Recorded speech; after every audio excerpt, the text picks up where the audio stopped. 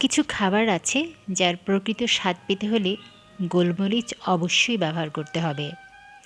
সেই খাবারগুলো আজকে আর বলবো না। আজকে আমি যে মশলাটির কথা বলেছি তার ক্যারেক্টার নিয়ে আলোচনা করতে চাই। এই গাছটি আমার ছাদ বাগানে এখন শোভা বৃদ্ধি করছে, কিন্তু প্রথম দিকে এটা মোটেই সহজ ছিল না।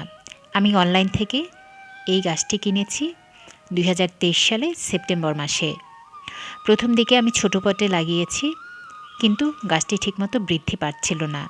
দেন আরেকটু বড় পটে লাগিয়েছি, মোটেই কাজ হচ্ছিল না, কারণ বেশি পাত্র বড় হয়ে গিয়েছিল।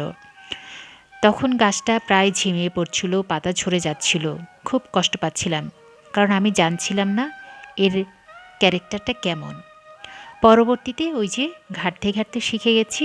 আমি এরকম একটা বালতিতে নিয়েছি, এটাকে রিপোর্ট করেছি। মিডিয়াটা নিয়েছি ঝরঝরে, মানে কোনোভাবেই পানি এটাতে যেন জমে না থাকে। পানি জমা এটা খুব অপছন্দ করে, এবং এটা সরাসরি রোদ পছন্দ করে না, আবার একদম ছায়াও পছন্দ করে না। সুতরাং একে এমন এক জায়গায় রাখতে হবে যেখানে আলো ছায়া দুটোই মাঝামাঝি থাকবে। আর গাছের গোড়া সবসময় কিছুটা ড্রাই রাখতে হবে।